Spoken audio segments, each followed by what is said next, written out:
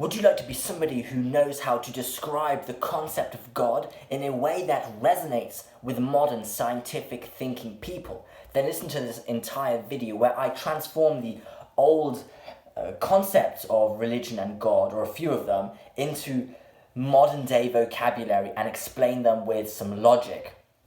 So before we get into this video, please give it a thumbs up and subscribe to my channel if you'd like to learn more about self-development, dating, Jungian psychology, and how to reduce suffering in life. Let's get into it.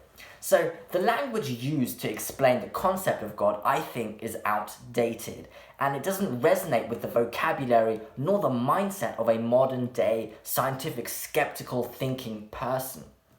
For example, when somebody says, God came to me, or I found God, a lot of people cannot relate to it, and they do not grasp what is truly meant by such a statement, and I can understand why.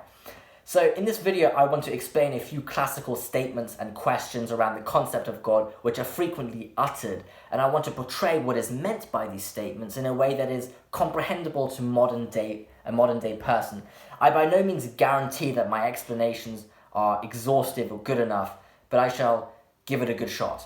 So obviously, God is an extremely broad, complex concept that also entails subjective interpretation. So the way I interpret it is likely to be different to the manner in which somebody else interprets it. But I will try to use a logical attitude and attempt to avoid relying on any too wishy-washy explanations.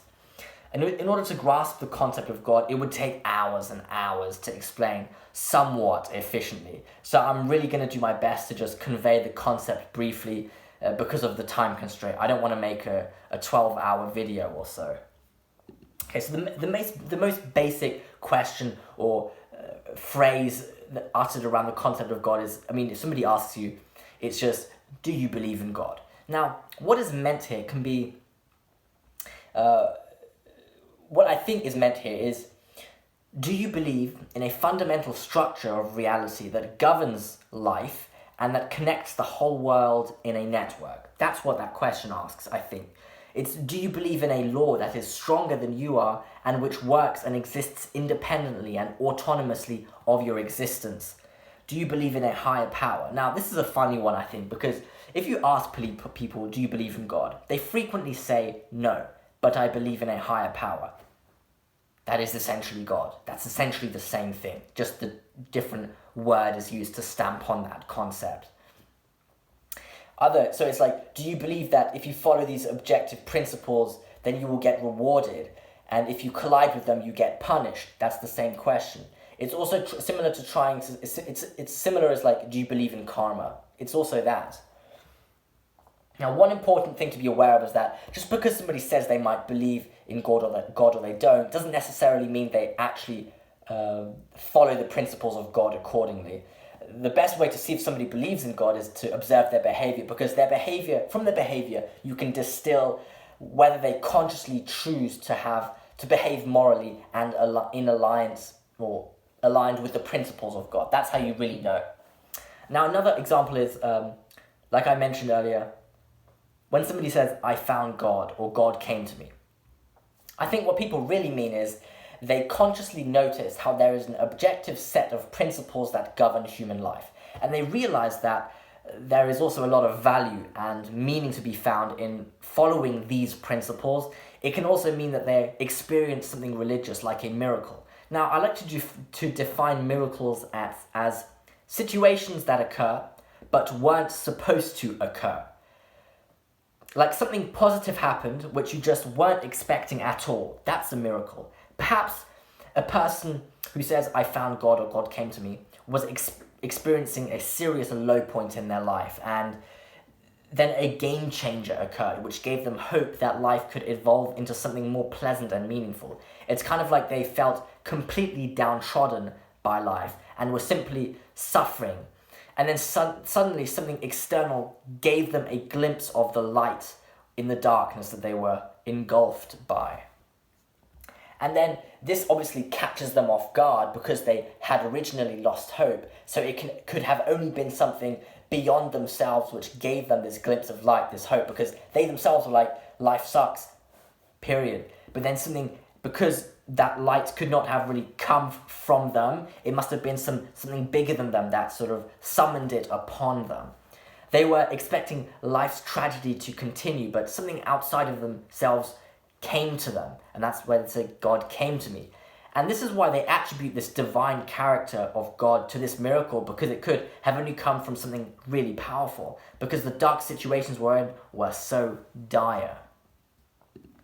Like, I think the realization of God's existence as something divine, almighty, is more understandable when you think how reality really works and you notice how chaos and suffering lies waiting for you at every corner. And the fact that you have a moment of peace right now is essentially, it's a miracle, a blessing. Like, you need to be able to put the well-being you have into perspective and appreciate it in order to grasp the concept of God. And that is what happens to these people who say, I found God, or God came to me. That realization clicks psychologically within them, internally. Something shifts, and they realize then what a blessing they have, sort of. Now, the last phrase I want to discuss is the phrase, God is watching over me. Now, this is a really tough one to try and explain, try to explain. So, when people say God is watching me, there could be many reasons they say it, but I suspect a frequent reason they say it usually refers to God protecting them. Like, there is a paternal figure that is keeping them safe and guiding them in the right direction, whatever that would constitute. So it has a positive connotation. That's important. And there are many reasons why somebody might say this. I think a frequent reason would be that this person has chosen to conduct themselves nobly and accordingly to the principles of God. Like, they take responsibility and they are forgiving. And of course, life can create unwanted situations that produce struggle and pain in you. And it's easy to lose hope and the meaning of life, or love, which you can feel that is so powerful. But then someone might say, well, God is watching over me, because they were following these principles and they had faith. Like, these set of principles are objective, and they judge autonomously and independently and permanently. And no matter what is happening to me, as long as I stick to these principles, I will be rewarded and I will be sort of protected.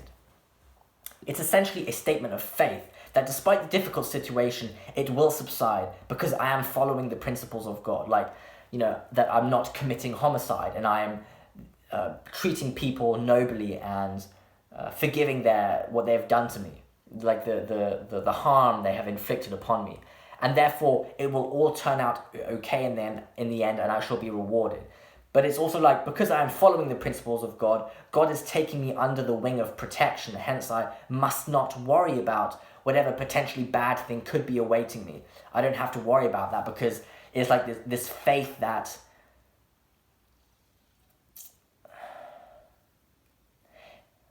it's kind of like this unconditional love. That's what springs to my mind when I talk about it. It's like, no matter what is happening, I will always be forgiven. Something like that. And that's a concept in Christianity, for certain. Like this unconditional love, or this forgiveness from God. Yeah, that's what you feel. And that's very psychologically relieving and calming, I would say. So, in conclusion, I would say, the question, do you believe in God? What that really explains is, do you believe in this fundamental structure of reality that is objective and sets up these principles for you to follow or collide against, and you will be rewarded or punished accordingly? And the question, or the statement, God came to me, or I found God, is a realization that this structure exists, and how there is like a divine power or force that is somehow a miracle, and is like a candlelight in this room of darkness. Like, that life has this. This is true. This is scientifically true, that there's a fundamental force in nature called entropy, which tends to move molecules, I believe, from a state of order into chaos, and always sort of it decomposes the structure into from an orderly form to a chaotic composition. And actually, how life is, there's this dragging force pulling towards chaos, and the fact that we have this somewhat safe society is I mean, in religious terms, it would be a miracle. It is something that is extremely valuable, but really one would not expect it to occur given the forces of nature and the tendency for destruction, also within the human. And finally, the statement of God is watching over me is like this belief of faith that no matter how I mean, as long as I'm following the principles of God, I will end up in a good place, and